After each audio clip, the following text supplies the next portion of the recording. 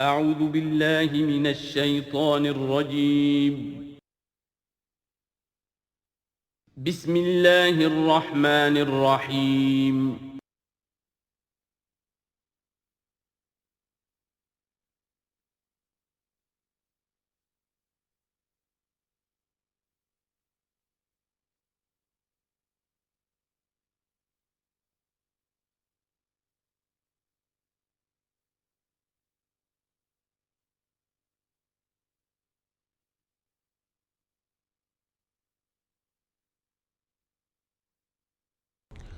اللہم ذکرنا منہ ما نسینا وعلمنا منہ ما جہلنا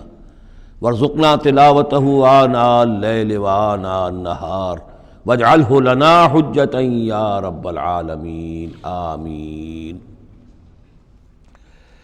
اب ہم اللہ کے نام سے قرآن حکیم میں مکی اور مدنی صورتوں کا جو دوسرا گروپ ہے اس کی مدنی صورتوں کے جوڑے کا مطالعہ شروع کر رہے ہیں۔ مکیات اس دوسرے گروپ میں دو ہیں، سورۃ الانعام، سورۃ الاعراف، جن کا مطالعہ ہم کر چکے،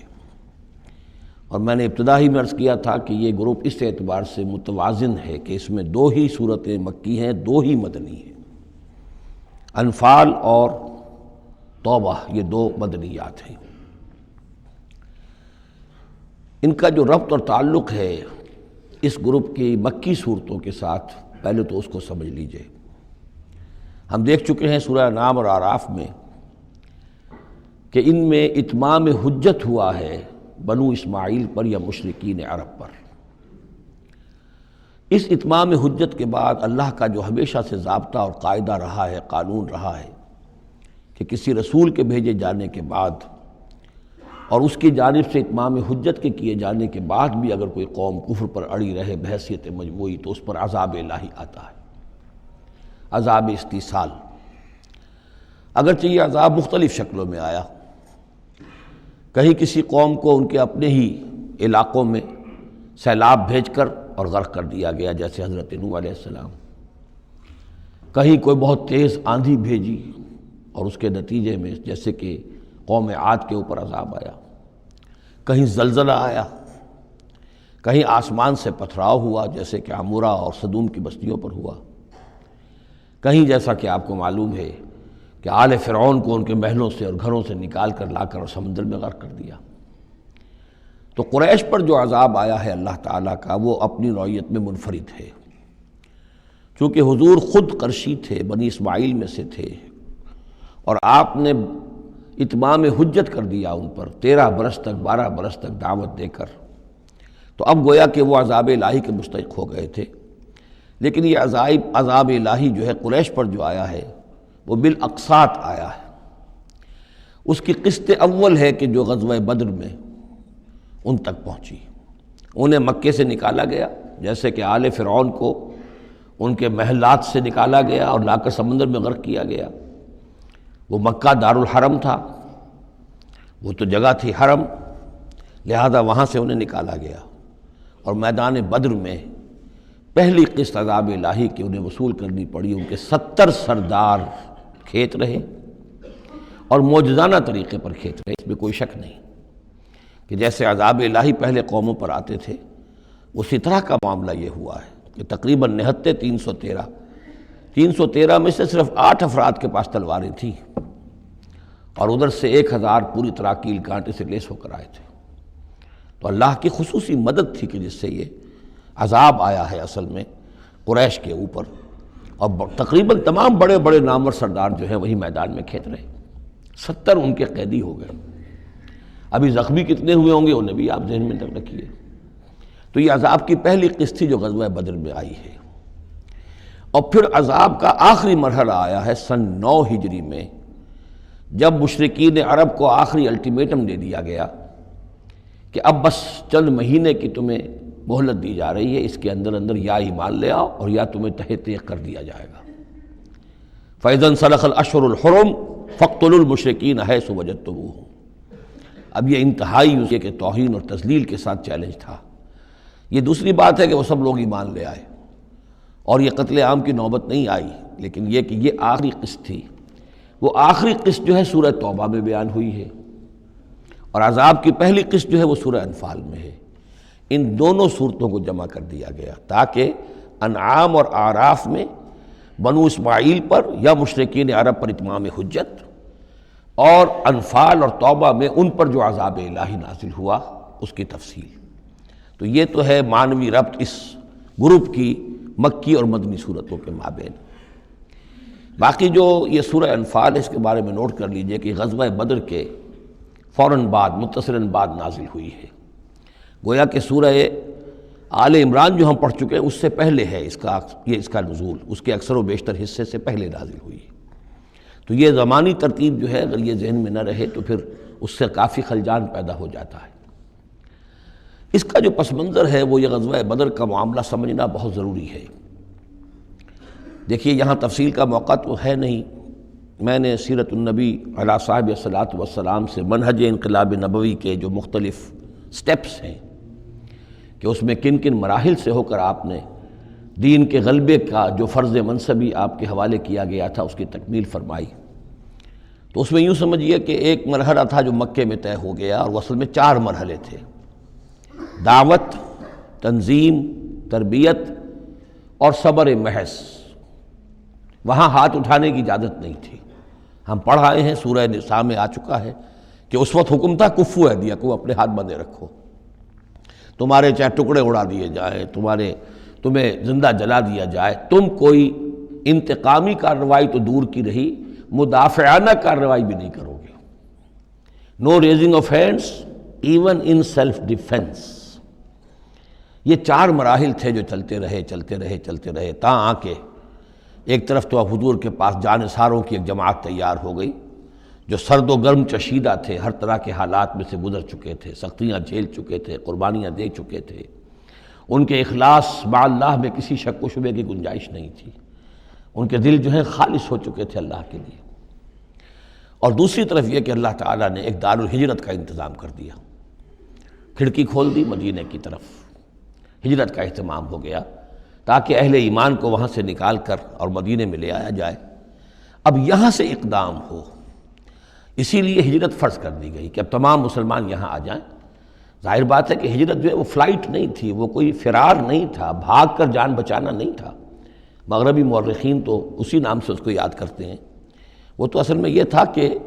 ایک جگہ اگر اس کام کے لیے موضوع نہیں ہے تو کوئی اور بیس، آلٹرنیٹ بیس اگر مل جائے تو وہاں سے اپنا آفینسو جو ہے آخری فیصلہ کن اقدام جو ہے وہاں سے لانچ کیا جائے۔ لہذا مدینہ میں آ کر حضور نے صلی اللہ علیہ وسلم صرف 6 مہینے لیے ہیں انٹرنل کنسالیڈیشن، کہ اب آپ آئے ہیں، نئے آئے ہیں، مہاجرین نئے آئے ہیں، تو ایک تو یہ کہ ان 6 مہینے میں آپ نے مسجد نبوی تعمیر کر لی، مرکز بن گیا، گورنمنٹ ہاؤس بھی ہو گیا یہ، اور پارلیمنٹ ہاؤس بھی ہو گیا، دارالندوہ بھی ہو گیا، دارالعلوم بھی ہو گیا، خانقاہ بھی ہو گئی، عبادت گاہ بھی ہو گئی، مرکز ہو گیا۔ ثانیاً آپ نے انصار اور مہاجرین کے اندر مواخات کرا دی، ایک انصاری ایک مہاجر بھائی بنا دیا۔ تیسرے یہ کہ آپ نے بہت بڑا کام یہ کیا کہ جو یہود کے قبیلے وہاں آباد تھے ان کو آپ نے ان کے ساتھ ایک معاہدہ کر لیا، جوائنٹ ڈیفنس آف مدینہ، میثاق مدینہ، مدینہ کی ایک مدافعت جو ہوگی وہ مشترک ہوگی۔ کوئی بھی حملہ آور آئے گا باہر سے تو مل کر مسلمان اور یہودی اس معاملے میں ایک ملت ہوں گے اور دفاع کریں گے مدینہ کا۔ بس 6 مہینے آپ نے اس کام میں لیے، 7ویں مہینے سے پھر آپ نے کچھ چھوٹے چھوٹے دستے بھیجنے شروع کر دیے، چھاپا مار دستے سمجھ لیجئے، کہ جس سے وہ جو کیروان روٹس تھے، قریش کی لائف لائن یہی تھی، ان کا تجارتی سلسلہ تھا، شام کی طرف قافلے جو جاتے تھے وہ بدر سے ہو کر گزرتے تھے، بدر کے قریب سے، اور بدر جو ہے مدینہ سے قریب تر تھا، مکے سے فاصلہ زیادہ ہے، اور جو قافلے جاتے تھے یمن کو وہ طائف سے ہو کر گزرتے تھے۔ تو آپ نے ان راستوں کے اوپر چھاپا مار دستے بھیجنے شروع کر دیے۔ جدید اصطلاح میں اس کو یہ کہا جائے گا کہ اکنامک بلاکیڈ آف مکہ۔ 8 ایسی مہمیں غزوہ بدر سے پہلے ثابت ہیں 1.5 سال کے اندر۔ 6 مہینے آپ نے وہ لیے، 1.5 سال اور 2 سال کے بعد غزوہ بدر ہو گیا ہے۔ تو یہ 1.5 سال میں 8 مہمیں، جن میں سے 4 میں کہ حضور خود بھی بنفس نفیس شریک رہے ہیں، اس لیے وہ غزوات کہلاتے ہیں، اور 4 وہ ہیں کہ جن میں آپ نے صرف کچھ لوگوں کو بھیج دیا ہے کسی امیر کے تحت، وہ سرایا کہلاتے ہیں۔ تو یہ جو صورتحال ہوئی، اور اس میں یہ بھی ہوا کہ حضور جہاں جاتے تھے خود تو وہاں کے قبائل سے آپ معاہدے کر لیتے تھے۔ اب یا تو وہ جو قبائل جو تھے مقامی، پہلے تو وہ قریش کے حلیف تھے، اب یا تو وہ حضور کے حلیف ہو گئے، مسلمانوں کے حلیف ہو گئے، تو قریش کی طاقت کم ہوئی، مسلمانوں کی بڑھ گئی، یا یہ ہے کہ وہ نیوٹرل ہو گئے کہ ہم نہ قریش کی مدد کریں گے آپ کے خلاف، نہ آپ کی مدد کریں گے قریش کے خلاف، نیوٹرل ہو گئے۔ اس سے بھی یہ ہے کہ قریش کا جو حلقہ اثر تھا، سیاسی زون آف پولیٹیکل انفلوئنس، وہ کم ہو رہا ہے۔ یہ دو چیزیں ایسی ہوئی ہیں، political isolation of Quraysh and economic blockade of Mecca, جس کے نتیجے میں مکے والے جو ہیں، پھر یوں سمجھیے کہ تنگ آمد بجنگ آمد، ورنہ مکے والوں کی طرف سے کوئی آغاز ثابت نہیں ہے تاریخ میں کہ حضور کے اور مسلمانوں کے مکے سے جانے کے بعد ان کی طرف سے کوئی ابتدا ہوئی ہو، کوئی انیشیٹو لیا گیا۔ دو واقعات خاص طور پر ایسے ہو گئے کہ ایک چھوٹا سا آپ نے ایک دستہ بھیجا تھا نخلا، اور یہ نخلا جو ہے یہ مکے اور طائف کے مابین ہے، تو سمجھیے کس قدر فاصلے پر، اور وہاں مٹ بھیڑ ہو گئی، جو مسلمان وہاں بھیجے گئے تھے ان کے کفار کے ساتھ۔ وہاں ایک مشرک مکے کا مارا گیا، ایک کو انہوں نے قید کیا، ساتھ لے آئے، کچھ سامان جو ان کا تجارت تھا وہ بھی لے آئے، وہ مال غنیمت سمجھ کر۔ تو حضور اگرچہ ناراض ہوئے کہ میں نے تمہیں لڑنے کا حکم نہیں دیا تھا، میں نے اس لیے بھیجا تھا کہ وہاں رہو اور قریش کی نقل و حرکت سے ہمیں مطلع کرتے رہو، لیکن اب سچویشن پیدا ہو گئی، گویا کہ یہ چاہے ارادہ تھا یا نہیں تھا، ڈی فیکٹو شکل یہی ہوئی کہ اقدام ہو گیا مسلمانوں کی طرف سے، اب آغاز ہو گیا مسلمانوں کی طرف سے۔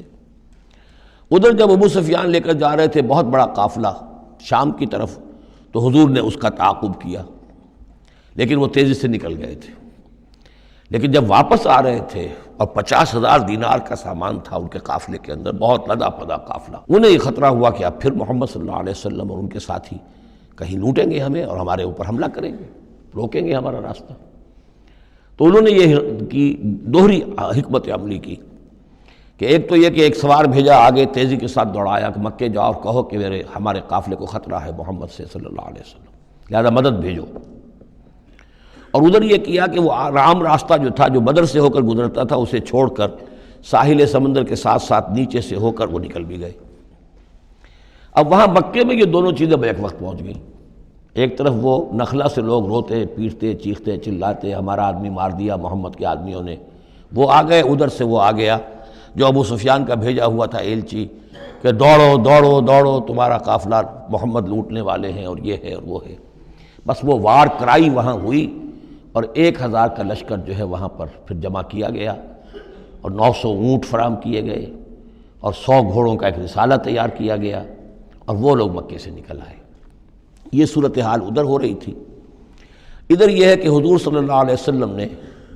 مدینہ میں پہلے تو یہ فیصلہ کیا تھا کہ اب یہ قافلہ واپس آنے والا ہے تو اب اس قافلے کا تعاقب کریں، ابھی جنگ وغیرہ کا آپ کو گمان نہیں تھا، ابھی مدینہ ہی میں آپ نے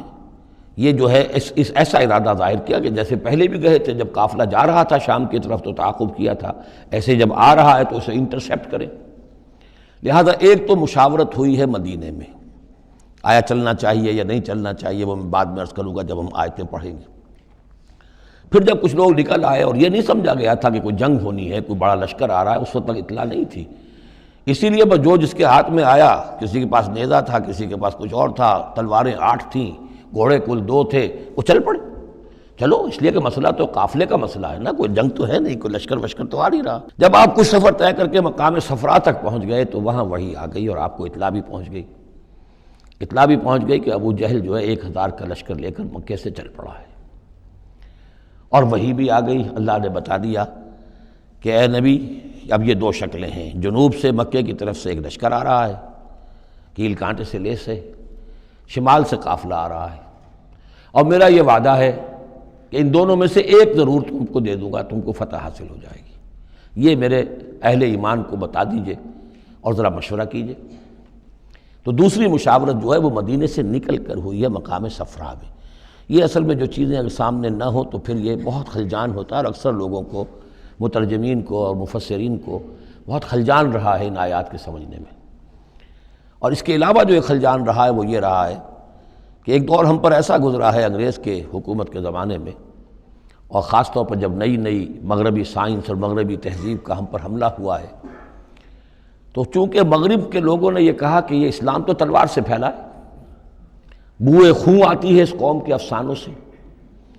تو ہمارے ہاں کچھ مخلص لوگ تھے، نیک لوگ تھے، جو چاہتے تھے کہ اسلام کو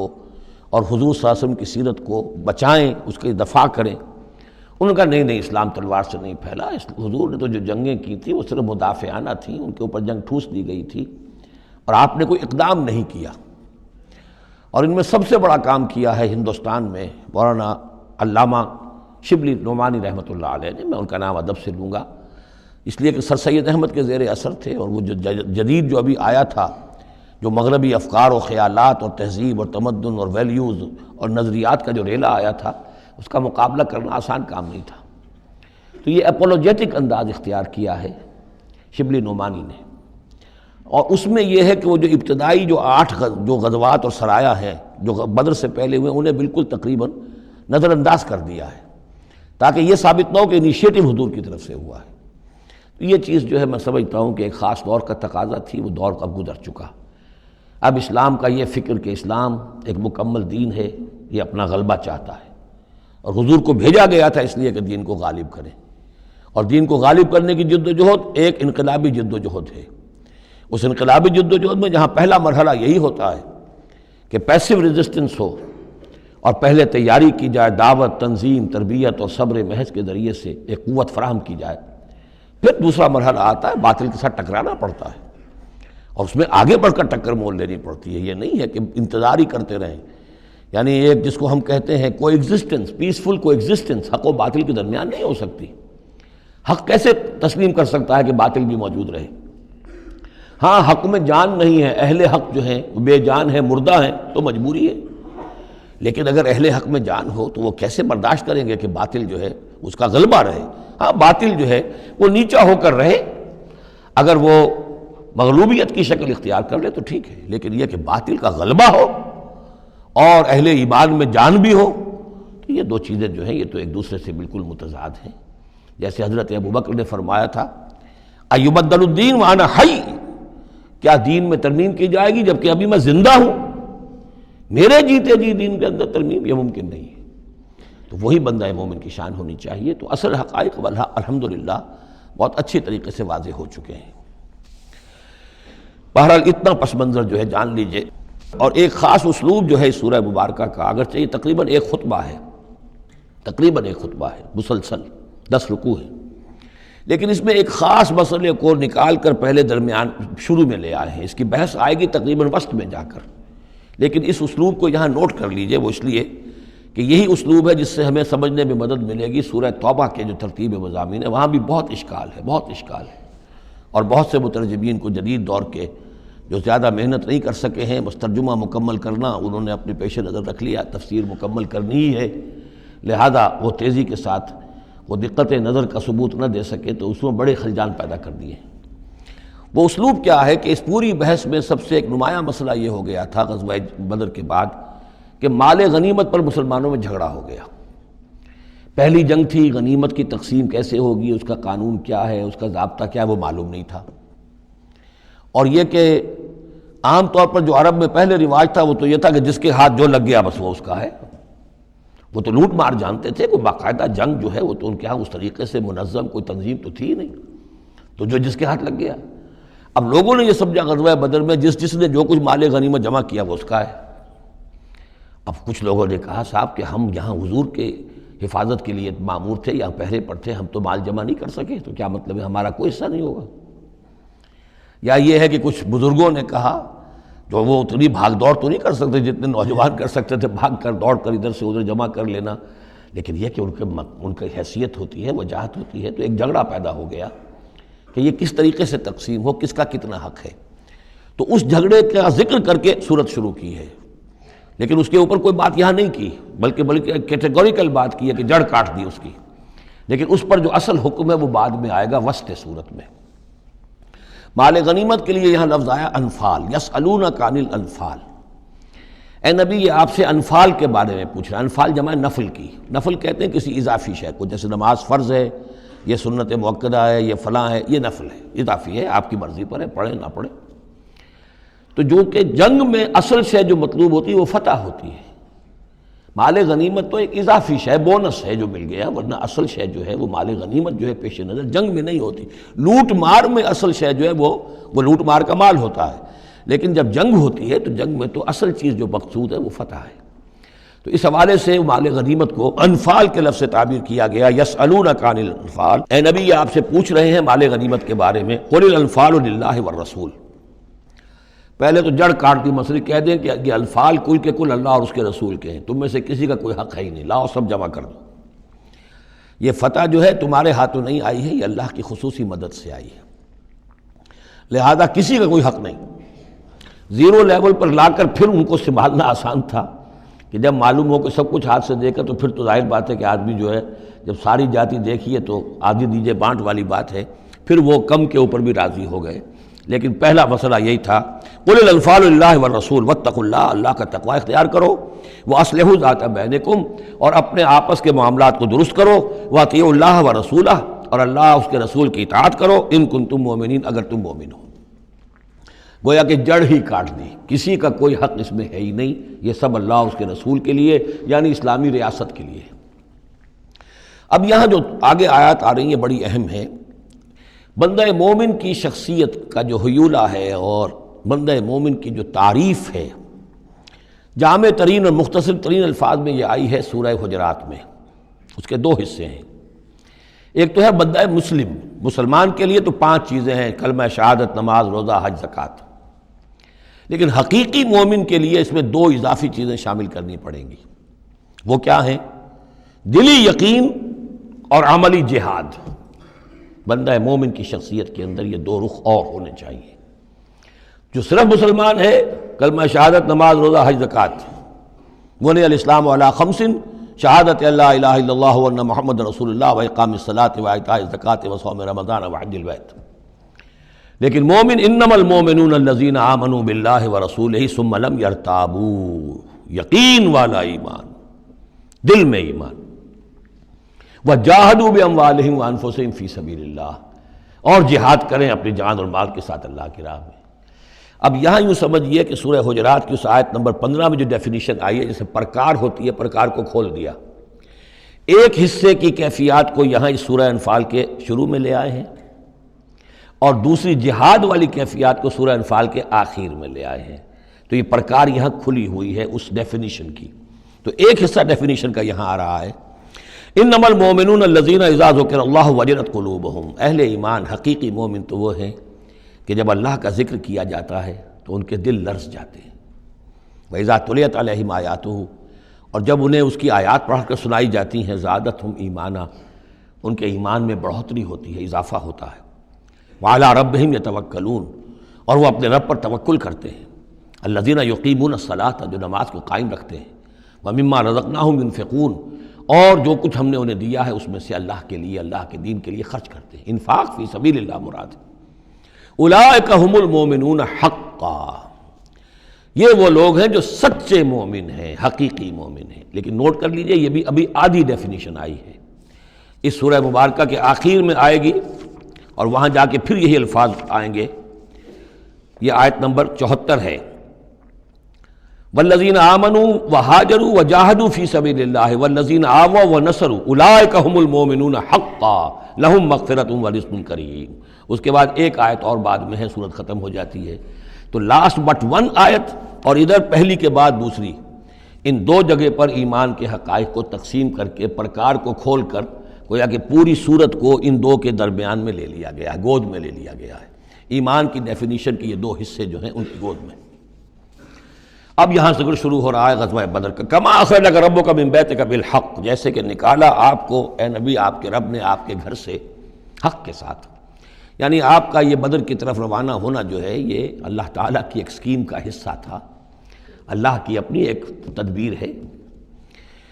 وَإِنَّ فَرِيقًا مِّنَ الْمُؤْمِنِينَ لَكَارِهُونَ، اہل ایمان میں سے کچھ لوگ اسے پسند نہیں کر رہے تھے۔ یہ کون لوگ؟ یہ ہے وہ پہلی مشاورت جو مدینہ ہی میں ہوئی ہے۔ ان میں ظاہر بات ہے مدینہ میں منافق بھی تھے، جن کا خیال یہ تھا لڑنے بھیڑنے کا، لوٹ مار کرنے کا، یہ کوئی فائدہ ہے بھلا؟ بس اچھی تبلیغ کرنی چاہیے، اچھی بات کہنی چاہیے، نیک بات کہنی چاہیے، یہ کیا طریقہ ہے؟ منافقین کا ایلیمنٹ موجود تھا جو اس کو پسند ہی نہیں کرتے تھے، اس لیے کہ جنگ کا سلسلہ چل نکلا تو ہمیں بھی جانا پڑے گا، ہماری جان اور مال کے اوپر بھی آنچ آئے گی، تو نپ دی ایول ان دی بڈ،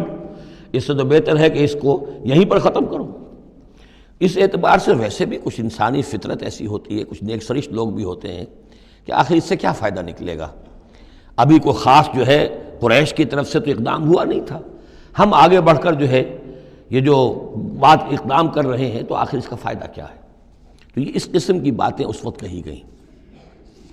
ان فریقا من المؤمنین لکارہون، اب یہ مومنین ان میں سے اہل نفاق بھی ہو سکتے ہیں اور سادہ لوگ اور نیک دل جو مسلمان ہیں وہ بھی ہو سکتے ہیں۔ یجادلونک فی الحق بعد ما تبین کانما یساقون الی الموت وہم ینظرون، اور وہ جھگڑ رہے تھے آپ سے حق کے معاملے میں جبکہ بات ان پر بالکل واضح ہو چکی تھی۔ یہ دوسری آیت میرے نزدیک جو دوسری مشاورت ہوئی ہے مقام صفرا پر، اس سے متعلق ہے۔ وہ یہ کہ وہاں سے جب مکے سے آپ چلے تو اس وقت تک کسی لشکر وغیرہ کی کوئی اطلاع نہ آپ کو تھی اور نہ اس کا کوئی گمان تھا ابھی، وہ تو ایسے ہی تھا جیسے پہلے 8 مرتبہ جو ہے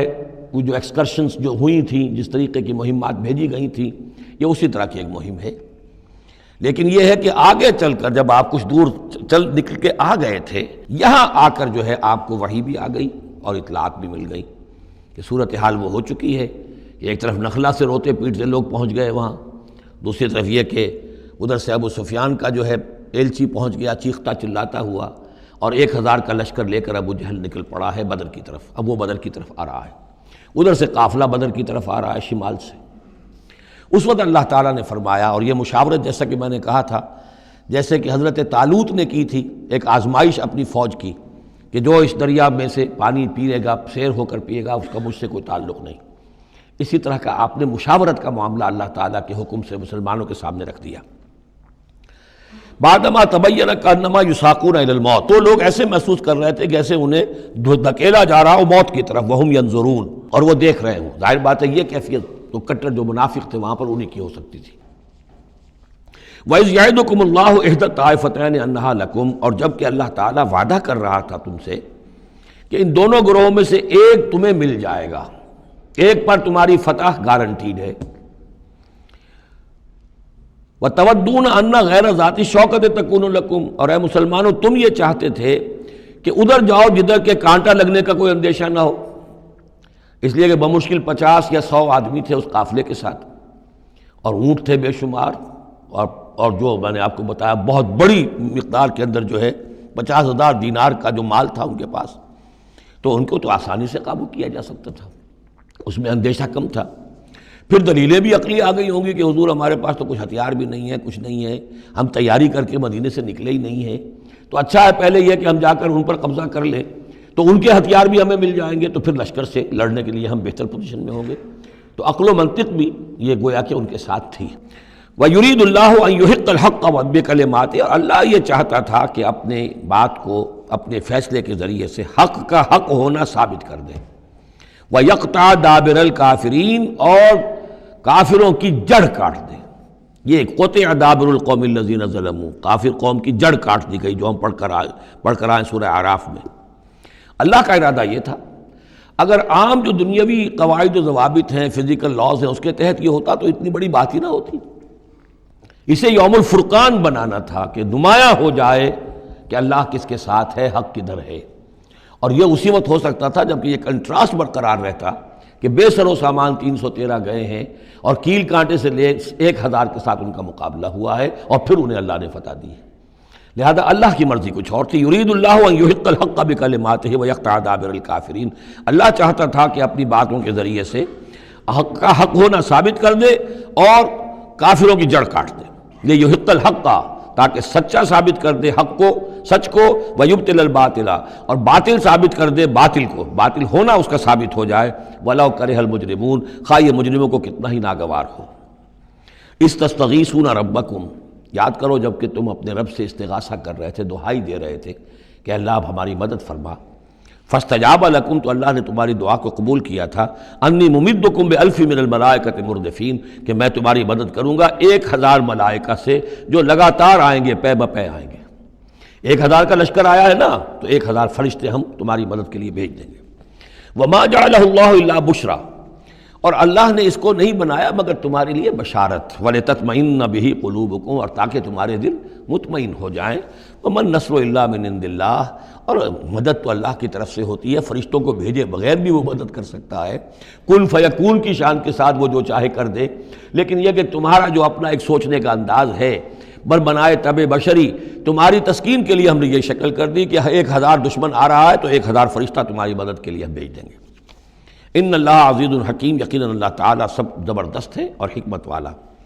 اذ یغشیکم النعاس امنۃ منہ، جبکہ تم کو ڈھانپ لیا تھا ایک اونگ نے، جو امن کی اور تسکین کا ذریعہ بن گیا اللہ کی طرف سے۔ یہ دو معجزے ہوئے ہیں خاص اس وقت، معجزے اس معنی میں کہ عام حالات میں یہ چیزیں نہیں ہوتی، لیکن اس میں کوئی خرق عادت نہیں ہے۔ معجزہ اس معنی میں نہیں ہے کہ اس کو چیلنج کر کے حضور نے دکھایا ہو، اس معنی میں نہیں، بس یہ کہ غیر معمولی اللہ کی نصرت کی شکلیں ہیں۔ ایک تو یہ کہ حالانکہ معاملہ بڑا یعنی سخت تھا،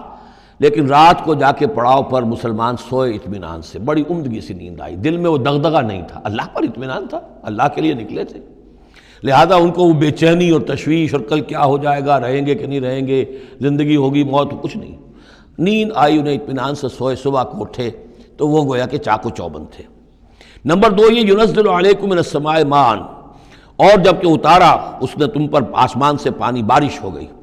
اس سے یہ ہوا لیطہرکم، تاکہ تمہیں پاک کرے، جنہیں غسل کی حاجت تھی غسل کر لیا، وَیُذْہِبَ عَنْکُمُ الرِّجْسَ الشیطان، اور دور کر دے تم سے شیطان کی نجاست کو، وَلِیَرْبِطَ عَلَىٰ قُلُوبِکُمْ، اور یہ کہ تاکہ تمہارے دلوں کے اندر بھی، بارش کے بعد جو فضا ہوتی ہے اس سے طبیعت کے اندر بھی ایک اطمینان اور سکون پیدا ہوتا ہے۔ ورنہ واقعہ یہ ہے کہ جہاں پر آ کر قریش پہلے ڈیرہ ڈال چکے تھے، پانی پر ان کا قبضہ تھا، اب یہاں پانی نہیں تھا، بارش ہوئی تو وہ نشیبی جگہ میں انہوں نے ایک اپنا حوض بھی جمع کر لیا، پانی بھی جو ہے وہ ان کے پاس فراہم ہو گیا۔ وَيُثَبِّتَ بِهِ الْأَقْدَامَ، اور پانی جب برسا تو مٹی دب گئی، مٹی کے جمنے کی وجہ سے پاؤں بھی جم گئے، وہ جگہ جو تھی وہاں پر جو ہے اہل ایمان جو مجاہدین تھے ان کے پاؤں قدم جمنے کی صورت پیدا ہو گئی۔ اذ یوحی ربک الی الملائکۃ، اور جب یاد کرو، گمان کرو، تصور کرو، جب کہ آپ کا رب وحی کر رہا تھا فرشتوں کو، انی معکم، وہ جو 1000 فرشتہ اللہ نے بھیجا، انی معکم، میں تمہارے ساتھ ہوں، فثبتوا الذین آمنوا، تو جاؤ اور اہل ایمان کے قدموں کو جما دو، اہل ایمان کے دلوں کو جما دو۔ سألقی فی قلوب الذین کفروا الرعب، عن قریب میں ان کافروں کے دلوں میں رعب ڈال دوں گا، ان پر دہشت طاری ہو جائے گی۔ فاضربوا فوق الاعناق، پھر مارنا ان کی گردنوں کے اوپر جیسے چاہے، وَاضْرِبُوا مِنْهُمْ كُلَّ بَنَانٍ، اور مارنا ان کی ایک ایک پور پر۔ یعنی یہ کہ جب کسی شخص پر کوئی شخص دہشت زدہ ہو جائے تو اس کے اندر قوت مدافعت نہیں رہتی، پھر گویا کہ وہ جو بھی حملہ آور ہے اس کے رحم و کرم پر ہے، جدھر سے چاہے چوٹ لگائے، جدھر سے چاہے مارے۔ ذَلِكَ بِأَنَّهُمْ شَاقُّوا اللَّهَ وَرَسُولَهُ، اور یہ سزا ان کو اس لیے دی جائے گی کہ انہوں نے مخالفت کی، زدم زدہ کی، دشمنی کی اللہ کی اور اس کے رسول کی۔ وَمَن يُشَاقِقِ اللَّهَ وَرَسُولَهُ فَإِنَّ اللَّهَ شَدِيدُ الْعِقَابِ، اور جو اللہ اس کے رسول کا دشمن ہو جائے اور اس سے زدم زدہ کرے تو اللہ تعالیٰ بھی سزا دینے میں بہت سخت ہے۔ ذَلِكُمْ فَذُوقُوهُ، دیکھو اب یہ قریش سے خطاب ہے، ذَلِكُمْ فَذُوقُوهُ، دیکھو یہ آگے پہلی قسط وصول کرو، چکھ لو اس کو۔ وَأَنَّ لِلْكَافِرِينَ عَذَابَ النَّارِ، اور ابھی جو تمہارے یہ کھیت رہے ہیں ان کی سزا یہی ختم نہیں ہو گئی ہے، ان کے لیے جہنم کا عذاب ہے۔ یا ایھا الذین آمنوا اذا لقیتم الذین کفروا زحفا، اہل ایمان جب تمہارا مقابلہ ہو جائے کافروں سے میدان جنگ میں، یہ زحف کہتے ہیں جبکہ باقاعدہ دو لشکر ایک دوسرے کے سامنے مد مقابل بن کر آئیں، ایک چھاپا مار جنگ ہوتی ہے، جیسے کہ 8 جو پہلی اس سے مہمیں تھیں وہ جنگ کی شکل نہیں تھی بلکہ وہ مہمیں تھیں چھاپا مار، لیکن اب یہ پہلی مرتبہ جنگ ہوئی ہے، لہذا اس کے حوالے سے بات ہو رہی ہے۔ یا ایھا الذین آمنوا اذا لقیتم الذین کفروا زحفا فلا تولوہم الادبار، تو تم ان کو پیٹھ مت دکھاؤ، پیٹھ مت موڑو، مطلب یہ کہ کھڑے رہو، ڈٹے رہو، مقابلہ کرو، جان چلی جائے لیکن یہ کہ پیچھے قدم نہ ہٹے۔ وَمَن يُوَلِّهِمْ يَوْمَئِذٍ دُبُرَهُ، اور جو کوئی بھی اس روز اپنی پیٹھ دکھا دے گا یعنی میدان جنگ سے بھاگے گا، 2 استثناءات کے ساتھ، الا متحرفا لقتال، سوائے اس کے کہ یا تو وہ کوئی داؤ لگا رہا ہو جنگ کے لیے، جیسے 2 آدمی بھی جنگ کرتے ہیں اور تلوار اور اس کے ساتھ، تو کوئی ذرا ادھر ہٹتا ہے، پیچھے کو ہٹتا ہے، وہ بھاگنا نہیں ہوتا بلکہ وہ تو در حقیقت ایک ٹیکٹیکل موو ہے، وہ تو ایک اپنے داؤ کے لیے ذرا پیچھے ہٹنا، اب اس وقت میسرہ کو پیچھے کر لیا جائے اور جو میمنہ ہے اسے آگے بڑھایا جائے، یہ بات اور ہے۔ اور متحیزا الی فئۃ، یا یہ ہے کہ کوئی اور جمعیت ہے جس کی طرف جا کر ملنا ہے اور اس کے لیے ریٹریٹ ہو رہی ہے، تو آرڈرلی ریٹریٹ یہ ایک علیحدہ شے ہو جائے گی، اور ٹیکٹیکل موو یہ علیحدہ شے ہو جائے گی۔ تو آرڈرلی ریٹریٹ اور ٹیکٹیکل موو، ان دو کے سوا اگر کوئی بھگدڑ کے اندر کوئی جان بچا کر بھاگا فقط باب غضب من اللہ، تو اس نے تو اللہ کا غضب جو ہے وہ کما لیا۔ ومأواہ جہنم، اس کا ٹھکانہ جہنم ہوگا، وبئس المصیر، اور وہ بہت ہی برا ٹھکانہ ہے۔ اب یہاں وہ بات آ گئی، فلم تقتلوہم، اے مسلمانوں تم نے انہیں قتل نہیں کیا، ولکن اللہ قتلہم، اللہ نے انہیں قتل کیا۔ ویسے تو یہ کہ فاعل حقیقی اللہ ہے، ہم جو کام بھی کرتے ہیں اور جس شے کے اندر بھی کوئی تاثیر ہے وہ اللہ ہی کی وجہ سے، لا فاعل فی الحقیقت ولا مؤثر الا اللہ، عام حالات میں بھی یہ ہے، لیکن یہ خاص حالات تھے جن میں اللہ تعالیٰ کی خصوصی مدد آئی ہے۔ فلم تقتلوہم ولکن اللہ قتلہم وما رمیت اذ رمیت ولکن اللہ رما، اور اے نبی آپ نے بھی جو کنکریوں کی مٹھی بھر کر پھینکی تھی،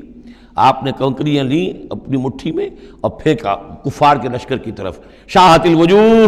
چہرے جو ہیں بگڑ جائیں، تو یہ پتہ نہیں کہاں تک اللہ نے ان کنکریوں کو پہنچایا ہے۔ تو فرمایا اور آپ نے جب وہ کنکریوں کی مٹھی پھینکی تھی، ما رمیت اذ رمیت، آپ نے نہیں پھینکی تھی، ولکن اللہ رما، یہ تو اللہ تعالیٰ نے پھینکی تھی۔ ہاتھ ہے اللہ کا، بندہ مومن کا ہاتھ۔ وَلِيُبْلِيَ الْمُؤْمِنِينَ مِنْهُ بَلَاءً حَسَنًا، تاکہ اللہ تعالیٰ اہل ایمان کے جوہر نکھارے، ان کے اندر کی چھپی ہوئی جو صلاحیتیں ہیں مخفی ہیں انہیں اجاگر کرے۔ یہ ذرا نوٹ کر لیجئے، بلا یبلو کے معنی ہوتا ہے آزمانا، تکلیف میں ڈال کر کسی آزمائش میں۔ ابلا یبلی جب یہ باب افعال سے آتا ہے تو کسی کے جوہر کو نکھارنا، کسی کی جو خابیدہ جو ہیں اس کی صلاحیتیں ان کو ابھارنا، یہ ہے ابلا۔ لیبلی المؤمنین منہ بلاء حسنا، تاکہ اللہ تعالیٰ خوب اہل ایمان کے اوپر ان کے جو ہے جوہر نکھارے۔ ان اللہ سمیع علیم، یقیناً اللہ سب کچھ سننے والا اور جاننے والا ہے۔ ذالکم وان اللہ موہن کید الکافرین، یہ تو ہو چکا، اب اس جنگ کا جو نتیجہ تھا قریش تم نے دیکھ لیا، لیکن آئندہ بھی سمجھ لو اللہ تعالیٰ کافروں کے تمام چالوں کو ناکام بنا دے گا۔ یہ اہل ایمان سے بھی خطاب ہو گیا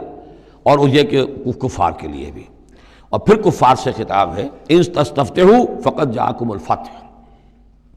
اصل میں ابو جہل جو لشکر کا وہ سمجھیے کمانڈر ان چیف کی حیثیت سے آیا تھا، اسے اتنا یقین تھا کہ میں نے اتنی تیاری کی ہے، اتنا ساز و سامان ہے کہ ہم مسلمانوں کو کچل کر رکھ دیں گے، تو پہلے سے پروپیگنڈا شروع کر دیا تھا، یہ یوم الفرقان ہوگا، یہ پتہ چل جائے گا اللہ کس کے ساتھ ہے۔ اللہ کو تو وہ بھی مانتے تھے، اللہ کے ساتھ دیویوں دیوتاؤں کو مانتے تھے نا، اللہ کے منکر تو نہیں تھے، لیکن یہ کہ ادھر اللہ ہی اللہ تھا، ادھر اللہ کے ساتھ اور منات اور دیوتا اور وہ بھی تھے، تو یہ کہ اللہ کس کے ساتھ ہے یہ ثابت ہو جائے گا۔ یعنی وہ اتنا یقین تھا اسے، جیسے 65 کی جنگ میں لاہور، فال آف لاہور دکھا دیا گیا BBC ٹیلی ویژن کے اوپر، یہ ہو چکا، لاہور جو ہے اس پر تو بھارتی فوج کا قبضہ ہو چکا، اتنا یقینی تھا۔ اسی طرح اس نے یوم الفرقان کہا، تو اسی کو اللہ تعالیٰ نے یوم الفرقان بنا دیا تاکہ منکشف ہو جائے، یہ بات مبرر ہو جائے کہ اللہ کس کے ساتھ ہے۔ اس اعتبار سے اس کی دعا بھی بڑی عجیب ہے، جو اس نے آ کر بدر سے ایک رات قبل جب کہ حضور بھی دعا مانگ رہے تھے اور طویل ترین سجدہ کیا تھا، اس نے بھی دعا کی تھی، اور وہ دعا جو ہے وہ موحدانہ دعا ہے، اس میں کسی لات عزا حبل منات کا کوئی تذکرہ نہیں۔ اللہم، اے اللہ، اقطعنا للرحم وعین الغدات، جس نے ہمارے رحمی رشتے کاٹ دیے ہیں کل تو اسے ذلیل و خوار کر دے۔ یعنی اس کا جو سب سے بڑا چارج تھا، الزام تھا حضور پر، وہ یہ تھا کہ اس شخص نے آ کر ہمارے خاندانوں میں تفریق پیدا کر دی، بھائی کو بھائی سے جدا کر دیا، ایک بھائی مسلمان ہو گیا وہ علیحدہ ہو گیا، باقی بھائی کافر ہیں، ایک دوسرے کے دشمن ہو گئے، ماں باپ سے اولاد کو جدا کر دیا، شوہر کو بیوی سے کاٹ دیا، بیوی کو شوہر سے کاٹ دیا۔ ہماری طاقت تھی، ہمارا قبیلہ تھا، ہم قریش تھے، ظاہر بات ہے کہ قبائلی زندگی میں اتحاد، یکجوئی، یہی تو چیزیں ہوتی ہیں ساری کی ساری، کہ جس کی وجہ سے ان کی ساکھ ہوتی ہے، تو اس نے تو آ کر ہمارا ستیہ ناش کر دیا۔ اقطعنا للرحم، جس نے رحمی رشتے کاٹ دیے ہیں ہمارے، فاہنہ الغدات، تو اے اللہ کل اسے ذلیل و خوار کر دیجو۔ یہ دعا تھی ابو جہل کی۔ بہرحال اللہ تعالیٰ اب ان سے خطاب کر کے کہہ رہے ہیں کہ اے مشرکین مکہ، ان تستفتحوا، اگر تو تم چاہتے تھے کہ فیصلہ ہو جائے، فقط جاءکم الفتح، تو فتح فیصلہ ہو چکی، فیصلہ اللہ کا آ چکا، معلوم ہو گیا کہ حق کدھر ہے، باطل کدھر ہے۔ وَإِن تَنْتَهُوا فَهُوَ خَيْرٌ لَكُمْ، اب بھی اگر تم باز آ جاؤ تو یہ تمہارے لیے بہتر ہے۔ وَإِن تَعُودُوا نَعُودْ، اگر دوبارہ اعادہ کرو گے ہم بھی یہی کچھ دوبارہ کریں گے۔ وَلَن تُغْنِيَ عَنْكُمْ فِئَتُكُمْ شَيْئًا، اور تمہاری یہ نفری اور جمعیت اور تمہاری یہ تعداد تمہیں کسی کام نہیں آ سکے گی۔ وَلَوْ كَثُرَتْ، خواہ وہ بہت ہو، وَأَنَّ اللَّهَ مَعَ الْمُؤْمِنِينَ، اور یہ کہ اللہ اہل ایمان کے ساتھ ہے۔ یا ایھا الذین آمنوا، اب یہ جو رکوع آ رہا ہے تیسرا، یہ بہت ہی جامع، بہت اہم ہے۔ اس میں سے دو جو تین آیتوں کے گروپ ہیں وہ تو خاص طور پر ہماری توجہ کے اور مسلمانان پاکستان کی توجہ کے لیے بڑے اہم ہیں۔ یا ایھا الذین آمنوا اطیعوا اللہ ورسولہ ولا تولوا عنہ وانتم تسمعون، اہل ایمان اللہ اور اس کے رسول کی اطاعت کرو اور نہ منہ موڑو اس سے جبکہ تم سن رہے ہو۔ یعنی جب اللہ کے رسول نے کہا تھا کہ چلو بدر کی طرف، تو تمہاری یہ رد و قدا اور یہ پاؤں پیٹنا جس کو کہتے ہیں، یہ مختلف الفاظ اس کے لیے محاوروں میں آتے ہیں، تو یہ جو تم کر رہے تھے کیوں کر رہے تھے؟ جب اللہ اور اس کے رسول کی طرف سے بات آئی تھی تو ہر ایک کو کہنا چاہیے تھا سمعنا واطعنا، جو آپ کا حکم ہو۔ اطیعوا اللہ واطیعوا الرسول ولا تولوا عنہ وانتم تسمعون، ظاہر بات ہے یہ تمام مسلمانوں سے بات نہیں ہے، یہاں بھی ذہن میں رکھیے وہی جنہوں نے کمزوری دکھائی تھی ان کی طرف اشارہ ہے۔ ولا تکونوا کالذین قالوا سمعنا وهم لا يسمعون، ان لوگوں کے مانند نہ ہو جاؤ جو کہتے ہیں کہ ہم نے سن لیا، حقیقت میں وہ سنتے نہیں ہیں۔ یعنی دل اڑا ہوا ہے، طبیعت جو ہے وہ یکسو ہے ہی نہیں، تو کیا سننا ہے؟ سنا انسنا ہو گیا۔ ان شر الدواب عند اللہ الصم البکم الذین لا یعقلون، یقیناً تمام چوپایوں میں بدترین اللہ کے نزدیک یہی لوگ ہیں جو بہرے ہیں، گونگے ہیں اور عقل سے کام نہیں لیتے۔ اب یہ منافقین ہی کی طرف اشارہ ہو رہا ہے۔ وَلَوْ عَلِمَ اللَّهُ فِيهِمْ خَيْرًا، اگر اللہ تعالیٰ کے علم میں ہوتا کہ ان میں کوئی خیر ہے، لَأَسْمَعَهُمْ، اللہ انہیں سنا دیتا۔ وَلَوْ أَسْمَعَهُمْ، اگر اللہ انہیں سنا دیتا، لَتَوَلَّوْا، پھر بھی پیٹ موڑ جاتے، وَهُمْ مُعْرِضُونَ، وہ ہیں ہی اعراض کرنے والے۔ یہ گویا کہ چند آیات ہیں کہ جس میں خاص طور پر جو لوگ بھی اس وقت ریلیکٹنٹ تھے، جو بھی کسی طریقے سے اس میں جھجک رہے تھے، ان کے لیے تنبیہ۔ اب تین آیات آ رہی ہیں۔ یا ایھا الذین آمنوا استجیبوا للہ وللرسول اذا دعاکم لما یحییکم، اہل ایمان لبیک کہا کرو اللہ کی پکار پر، اور خاص طور پر رسول کی پکار پر جبکہ وہ تمہیں پکارے اس شے کے لیے جس سے تمہیں زندگی ملے گی۔ تم جنگ میں جانے کو سمجھ رہے ہو کہ موت کا دروازہ ہے، یہ تو اصل زندگی کا دروازہ ہے۔ ولا تقولوا لمن يقتل في سبيل الله اموات بل احياء ولكن لا تشعرون، تو یہ تو در حقیقت اللہ اور اس کے رسول جس چیز کی طرف تمہیں بلا رہے ہیں، حقیقی زندگی یہ ہے، روحانی زندگی یہ ہے، معنوی زندگی یہ ہے۔ یہ حیوانوں کی طرح جینا جو ہے یہ کوئی زندگی نہیں ہے، یہ تو در حقیقت اولئک کالانعام بل هم اضل، جو سورہ اعراف میں ہم پڑھ چکے ہیں، یہ حیوانوں کا سا زندگی گزارنا ہے۔ استجیبوا للہ وللرسول اذا دعاکم لما یحییکم واعلموا ان اللہ یحول بین المرء وقلبہ، اور جان لو اللہ تعالیٰ بندے اور اس کے دل کے درمیان حائل بھی ہو جایا کرتا ہے۔ یعنی اگر اللہ کی رسول کی پکار سنی اور انسنی کر دی، پھر سنی انسنی کر دی، پھر اللہ تعالیٰ پردہ بن جائے گا، اب سننے نہیں دے گا، معذور ہو جاؤ گے سننے سے۔ یہی وہ بات ہے جس کو کہیں کہتے ہیں ختم اللہ علی قلوبہم وعلی سمعہم، ان کے دلوں پر اللہ نے مہر کر دی ہے، ان کی سماعت پر، اور ہم پڑھ چکے ہیں سورہ انعام میں وَنُقَلِّبُ أَفْئِدَتَهُمْ وَأَبْصَارَهُمْ كَمَا لَمْ يُؤْمِنُوا بِهِ أَوَّلَ مَرَّةٍ، پہلی مرتبہ اگر نہیں کرو گے قبول تو پھر یہ ہے کہ تمہارے دل الٹ دیے جائیں گے، تمہاری نگاہیں الٹ دی جائیں گی۔ تو اس لیے بہت ہی ڈرنے کی بات ہے جو بھی مطالبہ دین کا سامنے آئے اور ایک دفعہ دل گواہ دے دے کہ ہاں ہے بات ٹھیک ہے، پھر اگر کرنی کترائے گا انسان تو یہیں سے سزا نقد شروع ہو جائے گی، پھر وہ صلاحیت سلب ہو جائے گی، پھر اللہ حائل ہو جائے گا، یعنی قانون خداوندی، سنت خداوندی حائل ہو جائے گی، پھر آپ کے دل پر مہر لگے گی، آپ کے کانوں کے اوپر مہر لگے گی، آپ کی آنکھوں پر پردے پڑ جائیں گے۔ یا ایھا الذین آمنوا استجیبوا للہ وللرسول اذا دعاکم لما یحییکم واعلموا ان اللہ یحول بین المرء وقلبہ وانہ الیہ تحشرون، اور یہ کہ بالآخر تو تمہیں سب کو اسی کی طرف جمع کیا جانا ہے۔ واتقوا فتنة لا تصیبن الذین ظلموا منکم خاصہ، اور ڈرو اس سزا سے، اس عذاب سے کہ جو جب آئے گا تو تم میں سے صرف گناہ گاروں ہی کو اپنی لپیٹ میں نہیں لے گا۔ اس کا میں کل حوالہ دے چکا ہوں، بے گناہ بھی اس میں اگر اپنا فرض ادا نہیں کر رہے، فرض ادا نہ کرنا جرم ہے، وہ خود گناہ ہے۔ تم اگر دین کے لیے سرفروشی نہیں کر رہے تو یہ بھی تو گناہ ہے۔ ہاں ٹھیک ہے، میں نے یہ شراب نہیں پی، میں نے یہ نہیں کیا، میں نے سور نہیں کھایا، میں نے فلاں نہیں کیا، میں نے نمازیں پڑھی، ٹھیک ہے سب کچھ کیا، لیکن سوال یہ ہے کہ جو دین کا فرض تھا، دین کی نصرت تھی، اللہ کی اور اس کے دین کے لیے تن من دھن لگانا تھا، وہ نہیں کیا، وہ بھی تو جرم ہے۔ تو وَاعْلَمُوا، اور جان لو ان اللہ یحول بین المرء وقلبہ وانہ الیہ تحشرون واتقوا فتنۃ لا تصیبن الذین ظلموا منکم خاصۃ واعلموا ان اللہ شدید العقاب، اور جان لو کہ اللہ سزا دینے میں بہت سخت ہے۔ وَاذْكُرُوا، یہ ہے خاص پاکستانی مسلمانوں کے لیے آیت، اور یاد کرو اذ انتم قلیل، جب تم تھوڑی تعداد میں تھے، جیسے ہم بھی اقلیت کا خوف تھا ہمیں کہ ہم ہندوؤں کے مقابلے میں اقلیت ہیں، مستضعفون فی الارض، جنہیں زمین میں دبا لیا گیا تھا، تخافون ان یتخطفکم الناس، تمہیں اندیشہ یہ تھا کہ لوگ تمہیں اچک لے جائیں گے، اکثریت جو ہے وہ تمہیں ایکسپلائٹ کرے گی معاشی اعتبار سے، سماجی اعتبار سے، لسانی اعتبار سے، مذہبی اعتبار سے۔ فآواکم، تو اللہ نے تمہیں پناہ کی جگہ دے دی، وأیدکم بنصرہ، اور تمہاری مدد کی ہے، خاص تائید کی ہے اپنی خاص نصرت سے، ورزقکم من الطیبات، اور تمہیں بہترین پاکیزہ رزق عطا کیا ہے، لعلکم تشکرون، تاکہ تم شکر کرو۔ یا ایھا الذین آمنوا لا تخونوا اللہ والرسول، اے اہل ایمان مت خیانت کرو اللہ سے اور اس کے رسول سے۔ ایمان کا دم بھرنا اور پھر اس کے دین کو، اللہ کے دین کو مغلوب دیکھ کر بھی اپنے دھندے، اپنے کاروبار، اپنی جائیداد، اپنی ملازمت، اپنا پروفیشن، اسی چکر میں لگے رہنا، اس سے بڑی خیانت کیا ہوگی؟ بے وفائی ہے، غداری ہے، خیانت ہے۔ لا تخونوا اللہ والرسول، اللہ اور اس کے رسول کے ساتھ خیانت نہ کرو، وتخونوا اماناتکم وانتم تعلمون، اور نہ ہی اپنی آپس کی امانتوں میں خیانت کرو۔ سب سے بڑی خیانت تو اللہ کے ساتھ خیانت ہے، سب سے بڑی وہ امانت جو اللہ نے اپنی روح تم میں پھونکی ہے، اس کا حق اگر تم ادا نہیں کر رہے ہو تو سب سے بڑی خیانت یہ ہے، جس کو کہ فرمایا گیا ہے سورہ احزاب میں، ہم نے آسمانوں پر، زمین پر، پہاڑوں پر پیش کی، ان عرضنا الامانۃ علی السماوات والارض والجبال فابین ان یحملنها واشفقن منها وحملها الانسان، تو بہت بڑی بڑی امانتیں تمہارے پاس ہیں، دین کی امانت ہے، قرآن کی امانت ہے، شریعت کی امانت ہے، یہ سب امانتیں محمد رسول اللہ کی۔ وَاعْلَمُوا أَنَّمَا أَمْوَالُكُمْ وَأَوْلَادُكُمْ فِتْنَةٌ، اور جان لو تمہاری اولاد اور تمہارے اموال تمہارے لیے فتنہ ہے، یہی روکتے ہیں، یہی دو بیڑیاں ہیں جو پاؤں میں پڑی رہتی ہیں، مال اور اولاد۔ اولاد کو اعلیٰ سے اعلیٰ تعلیم دلانی ہے، اس کے لیے بڑی بڑی فیسیں دینی پڑتی ہیں، اس کے لیے ظاہر بات ہے کہ اپنا ایک ایک قطرہ جو ہے پسینے کا اور خون کا لگائیں گے تو کہیں جا کر وہ ساری چیزیں فراہم ہوگی۔ آدمی کھپ گیا اسی کے اندر، اولاد کے لیے یا مال کے لیے،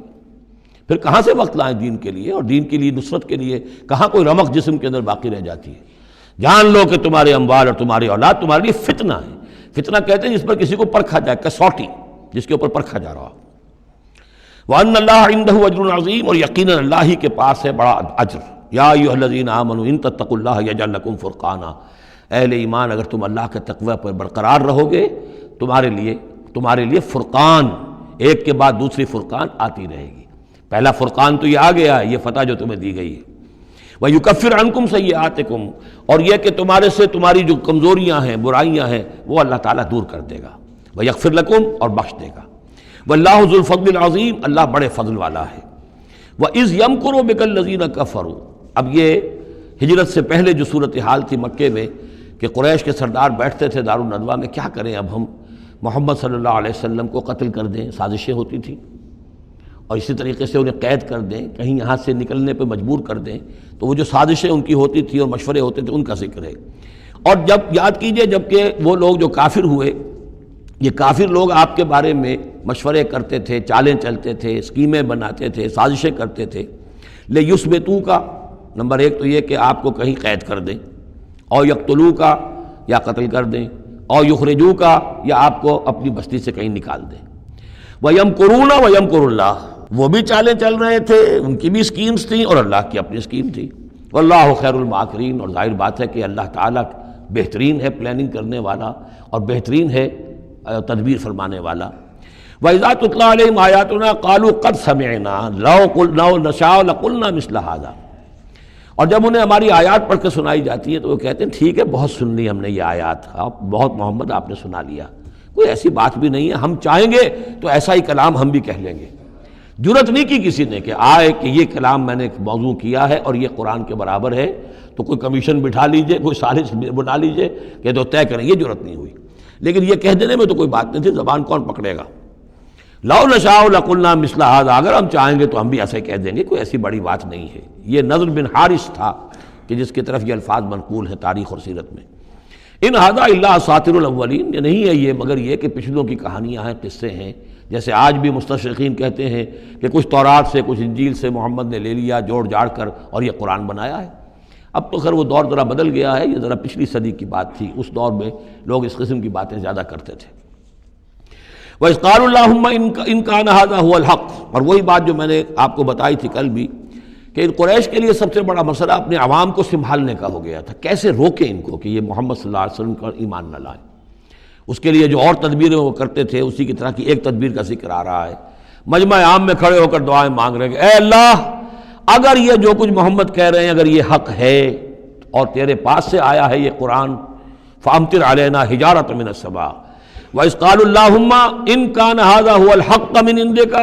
اگر یہ ہے حق تیری طرف سے، فَأَمْطِرْ عَلَيْنَا حِجَارَةً مِّنَ السَّمَاءِ، تو برسا دے ہم پر پتھر آسمان سے، اب ائتنا بعذاب الیم، یا پھر بھیج دے ہم پر کوئی عذاب۔ اب عذاب آیا نہیں، دیکھ لو، اس کا مطلب یہ کہ یہ محمد جھوٹے ہیں صلی اللہ علیہ وسلم۔ ہم نے تو کہہ دیا، اللہ کو پکار کر کہہ دیا، ہو سکتا ہے کبھی کعبے کے پردے پکڑ پکڑ کر کہا ہو اسی طریقے سے، تاکہ پورا یقین ہو جائے، کسی درجے میں بھی ہمارے عوام کے اندر کوئی وسوسہ، کوئی دغدغہ باقی نہ رہے۔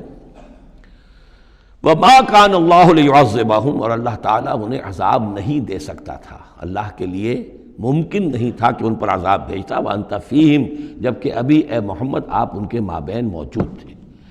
ہجرت سے پہلے معاملہ نہیں ہوا کرتا یہ، اللہ اپنے رسول کو ان کے ساتھی اہل ایمان کو نکال لیتا ہے، اس کے بعد کوئی عذاب اس نوعیت کا آتا ہے جس نوعیت کا وہ عذاب مانگ رہے تھے۔ وَأَنْتَ فِيهِمْ وَمَا كَانَ اللَّهُ مُعَذِّبَهُمْ، اللہ ان کو عذاب دینے والا نہیں تھا، وَهُمْ يَسْتَغْفِرُونَ، جبکہ وہ استغفار بھی کر رہے تھے۔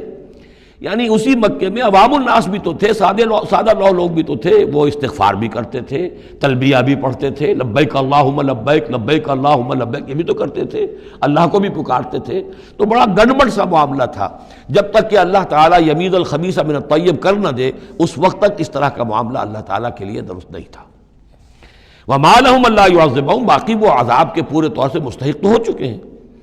اور کیا ہے، کون سی رکاوٹ ہے ان کے لیے؟ مَا لَهُمْ أَلَّا يُعَذِّبَهُمُ اللَّهُ، کہ اللہ تعالیٰ ان کو عذاب نہ دے، وَهُمْ يَصُدُّونَ عَنِ الْمَسْجِدِ الْحَرَامِ، جبکہ وہ روک رہے ہیں مسجد حرام سے لوگوں کو، وَمَا كَانُوا أَوْلِيَاءَهُ، اور حقیقت میں یہ اس کے متولی نہیں ہیں، یہ اس کے مختار نہیں ہیں، یہ اس کے ساتھی نہیں ہیں۔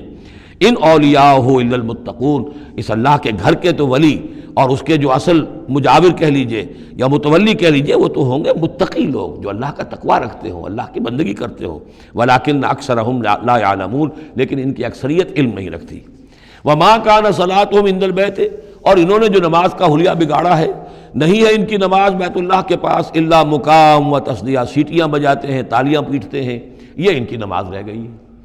طواف کرتے تھے تو اس میں سب سے اونچا طواف تھا برہنہ طواف، اور نماز جو تھی ان کی وہ یہ تھی، سیٹیاں بجاتے ہوئے۔ جیسے کہ آپ کو معلوم ہے کہ بعض علاقوں میں مسجدوں کے اندر جب وہ میلاد کی محفلیں ہوتی ہیں تو اس کے اندر ڈھول اور ڈھمک کا، یہ میں نے سنا ہے کہ خاص طور پر افریقہ کے بعض ممالک میں کام ہوتا ہے۔ یہ اللہ کا شکر ہے اس حد تک کم سے کم یہ کہ بر عظیم پاک و ہند کے اندر جو بھی صورت ہوئی ہے وہ یہ مسجد کے اندر یہ خرافات نہیں ہوئی ہے، باقی باہر ہو رہی ہے جو بھی ہو رہی ہے۔ تو انہوں نے نماز کی بھی شکل یہ بنا دی تھی، فذوقوا العذاب بما کنتم تکفرون، تو اب چکھو مزہ عذاب کا اپنے کفر کی پاداش میں۔ ان الذین کفروا ينفقون اموالهم لیصدوا عن سبیل اللہ، ظاہر بات ہے یہ لشکر آیا تھا تو اس کے لیے بھی تو لاؤ لشکر تیار کرنا پڑا تھا نا، ساز و سامان، 900 اونٹ، 1000 آدمیوں کے لیے راشن بھی چاہیے تھا، مکے سے چل کے مدینے تک آنا ہے، جنگ میں رہنا ہے، تو یہ 10 اونٹ روزانہ جو ہے ذبح ہو رہے تھے اس فوج کے لیے۔ تو یہ سارا جو انفاق کیا ہے کچھ لوگوں نے کیا ہے نا، جو باطل کے لیے انفاق کر رہے تھے، شیطان کے لیے، وہ حزب الشیطان جو ہے، آخر وہ بھی تو مجاہد تھے، وہ مجاہد تھے فی سبیل الشیطان، فی سبیل الشرک۔ تو جو خرچ کر رہے ہیں اپنے مال لیصدوا عن سبیل اللہ، تاکہ لوگوں کو روک سکیں اللہ کے راستے سے، فسینفقونھا، وہ اور بھی خرچ کریں گے، ابھی انہیں اور بڑے لشکر تیار کرنے پڑیں گے۔ ثم تکون علیہم حسرۃ، پھر یہ سب ان کے لیے ایک حسرت بن جائے گی۔ سب کچھ مال بھی ہم نے لگا دیا، ساری جانیں ہم نے گنوا دی، کچھ نہ ہوا، محمد کا بال بیکا نہ کر سکے صلی اللہ علیہ وسلم۔ اللہ کا دین تو جاء الحق وزهق الباطل ان الباطل کان زہوقا، ایک وقت آئے گا کہ اللہ کا دین جو ہے غالب ہو جائے گا۔ ثم یغلبون، پھر وہ مغلوب ہو کر رہیں گے، والذین کفروا الی جہنم یحشرون، اور جو ان میں سے کافر ہوں گے، جو اس وقت ایمان لے آئیں گے اللہ تعالیٰ ان کو معاف فرما دے گا، اور جو کفر پر اڑے رہیں گے وہ جہنم کی طرف گھیر کر لے جائے جائیں گے۔ لیمیز اللہ الخبیث من الطیب، یہ بات جو ہے سورہ آل عمران میں بھی آئی، تاکہ اللہ تعالیٰ پاک کو ناپاک سے علیحدہ کر دے، ممیز کر دے۔ وَيَجْعَلَ الْخَبِيثَ بَعْضَهُ عَلَى بَعْضٍ، اور جو ناپاک ہے اس کو ایک دوسرے کے اوپر سٹیک کرتا چلا جائے، فَيَرْكَمُهُ، اس کا ڈھیر کر دے، جَمِيعًا، اور ان کو سب کو فَيَجْعَلَهُ فِي جہنم، اور سب کو پھر جہنم میں جھونک دے۔ یعنی یہ کہ یہ پہلے تو یہ سفٹنگ کرنی ہوگی، یہ طیب ہے، یہ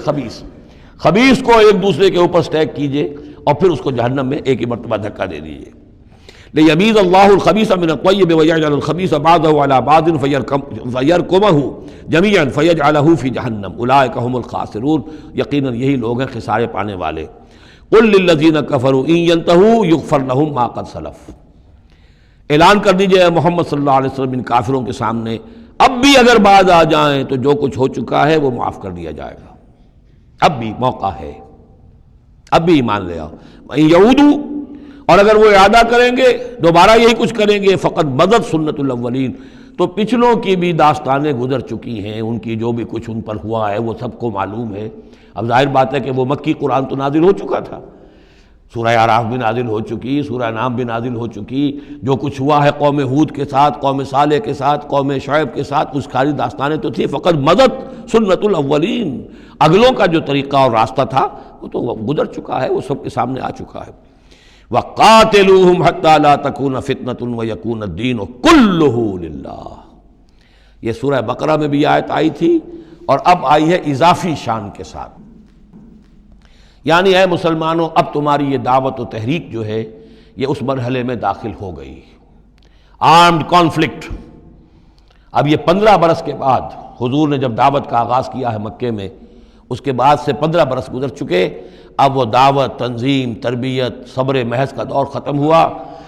پیسو ریزسٹنس کا دور ختم ہوا، اب ایکٹیو ریزسٹنس کی محمد نے صلی اللہ علیہ وسلم اقدام کیا، اور اقدام کے نتیجے میں آخری اور چھٹا مرحلہ آ گیا، یعنی آرمڈ کانفلکٹ۔ اب تلوار سے ٹکرا چکی، اب تمہاری تلواریں نیام میں نہیں جائیں گی جب تک کام مکمل نہ ہو جائے، اور کام کی تکمیل کیا ہے؟ فتنہ بالکل ختم ہو جائے۔ وَقَاتِلُوهُمْ حَتَّى لَا تَكُونَ فِتْنَةٌ، فتنہ وہ کیفیت ہے کہ جس میں ایمان پر قائم رہنا، ایمان پر عمل کرنا مشکل ہو جائے۔ جب باطل کا غلبہ ہے تو ایک بندہ مومن کے لیے ایمان پر پوری طریقے سے کاربند ہونا مشکل ہے،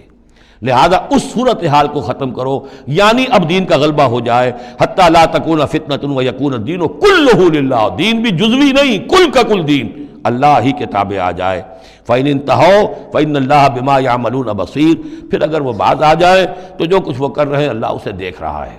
وَإِن تَوَلَّوْا، اور اگر پیٹھ موڑ لیں، وَاعْلَمُوا، تو اے مسلمانوں تم یہ جان لو، أَنَّ اللَّهَ مَوْلَاكُمْ، اللہ تمہارا مولا ہے، تمہارا ولی ہے، ساتھی ہے، مددگار ہے، پشت پناہ ہے۔ نعم المولا ونعم النصیر، کیا ہی اچھا ہے وہ حمایتی اور کیا ہی خوب ہے وہ مددگار۔ بارک اللہ لی ولکم فی القرآن العظیم ونفعنی وإیاکم بالآیات والذکر الحکیم۔